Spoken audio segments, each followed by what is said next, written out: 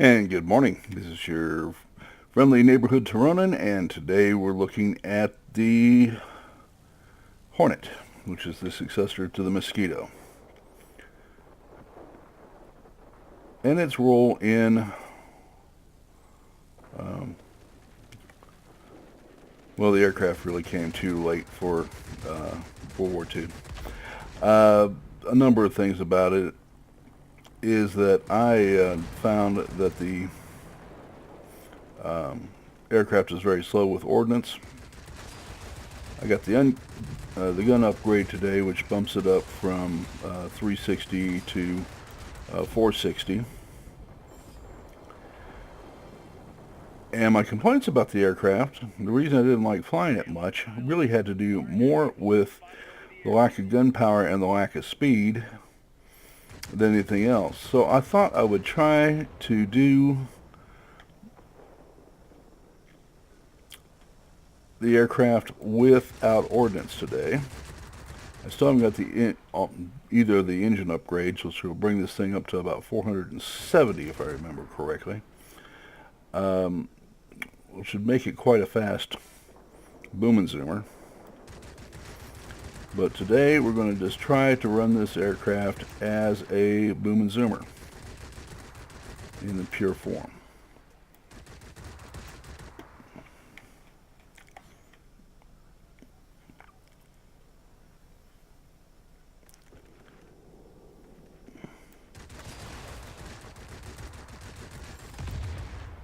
And so far it's not been too bad.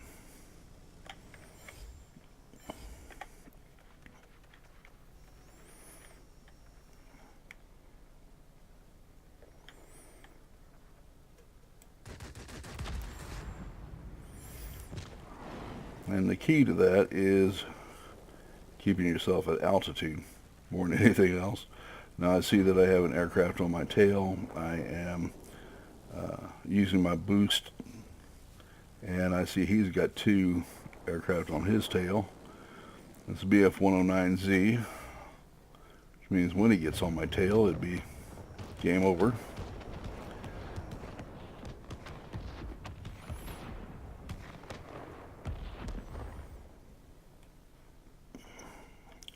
And there is an IL-8 coming in on, I believe, our tail, our cap. And so I want to take advantage of that. Zap him pretty hard. Come around for another beam attack.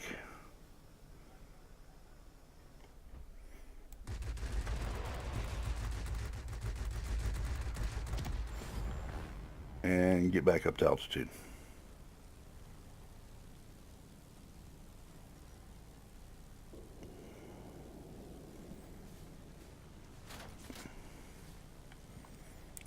And I want to drag this guy. He's got on my tail. I don't turn very well. So what I want to do is drag him through my friendly fighters, get up to some speed here, and make it very difficult for him to stay on my tail. Well, one persistent fellow.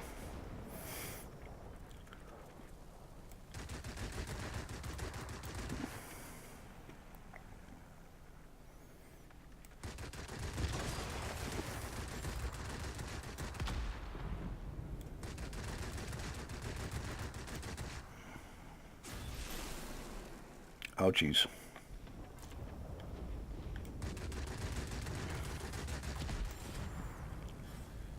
Yes, I've got somebody on my tail again.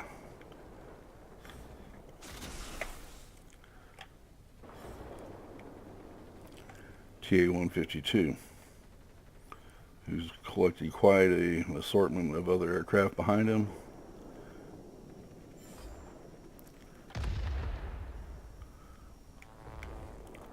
And we'll get back up to altitude.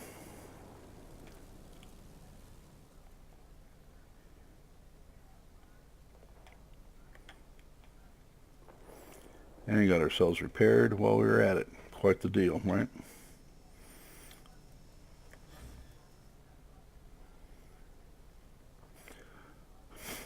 Okay, we have a Focke-Wulf 190D, who has all sorts of firepower. And there's our Hornet again. I guess we'll be a little cannibalistic and kill our own type of aircraft. Always felt a little strange to me.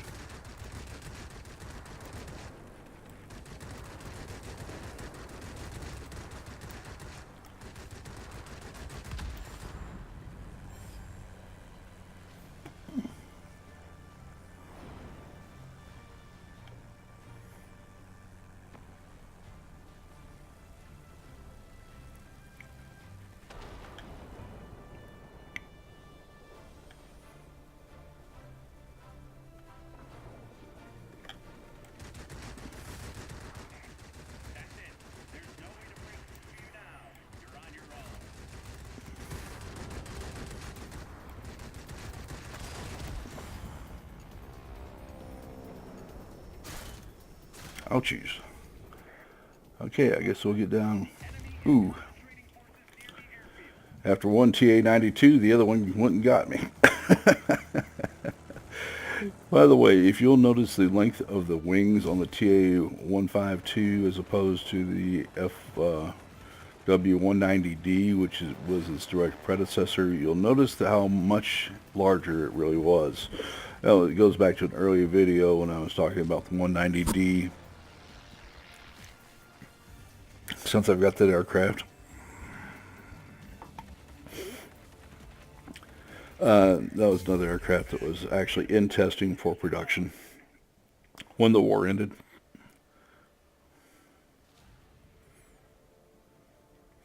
Okay, so we did not bad, which kind of gives me hope for this aircraft. I had been so disappointed in it before.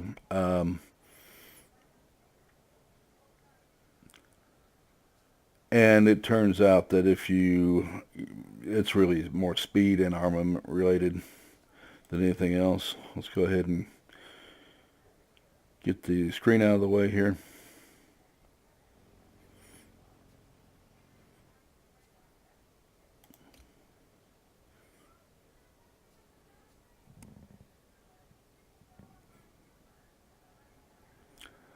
I don't know about everybody else, but I understand from a lot of my viewers that they don't have chat either. I find it highly irritating, and it's been going on for months. There's no reason for this. All right, we destroyed the aircraft, helped capture 2 sectors, and no assists on them, so pure kills. Actually very pleased with that. Team score came in number 2 on the defeated side, of course, and that's going to wrap that up. It's a good aircraft. It just needs speed, and so you can get that early by not taking ordnance until you get at the minimum this and this. Okay. What is it like this? Yeah, 360 as opposed to 460. So you pick up an easy 100 points there. Pretty darn nice. You pick up some additional range. You're just shy of 2,500 feet with your altitude here. Let's talk about the history of the aircraft a little bit. The de Havilland Mosquito was a beloved aircraft in British service, and the Mossy, as it was called, was well beloved for reasons. It could carry as much of a load as a heavy bomber and had far higher survival rates because it was so fast. So your average bomber heading towards Germany at night was running 250 miles an hour at best. This was moving along easily 60, 70 miles an hour faster, sometimes faster than that. And so the Mosquito was well loved. It got its crews back much more often, so forth and so on. and it was all wooden construction, so it didn't really affect the engine and what have you. You know, there's still, but the airframe was constructed of wood. This was a successor to it, and you'll notice that the guns are underneath the aircraft, so the muzzle flash doesn't really affect the pilots, and gives you an idea that it was being used as a Mosquito was for night fighting. That was one of the roles, and so they decided to refine the airframe and progressed with it. By the time this thing actually hit uh, the skies, the war was over. But it still found a role because for long-range missions, the early jets had prodigious fuel use. They would gobble through fuel like nobody's business, and therefore they didn't have range. Well, this had range. And so just like there were some aircraft that had a role only because of their range.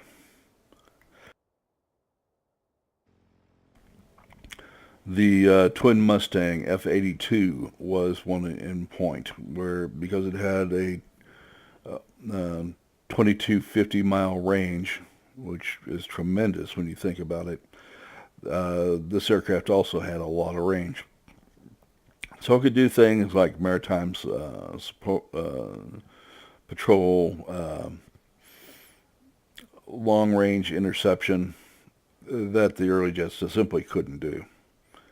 And when you got, and so, you know, until they improved the jet engines, which was coming, you got had a career. And there were aircraft just like it throughout the world that worked, that had a lot of range, good speed. And so that's why it had a role after the war, despite the fact there were jets around. And it was retired, 5, 6 years later. Go to reserve units, and then, same as other countries. So it was a good aircraft. And it just came too late for World War II. British could have used it. Now, the 420s in it are quite formidable, and the bombs loaded on it are quite effective. There's no reason that you can't put bombs on it, but you want to get, I would suggest wait until you get here. Okay, because when you're talking about 472 and you lose, all the speed to it,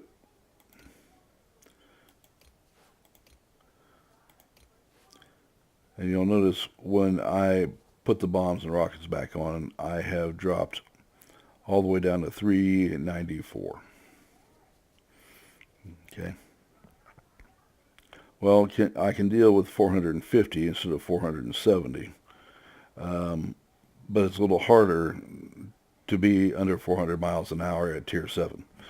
So it makes it a little more difficult. Now, I'm not saying you can't do it. I'm sure the players have had some success with it, but I personally have found that it's quite,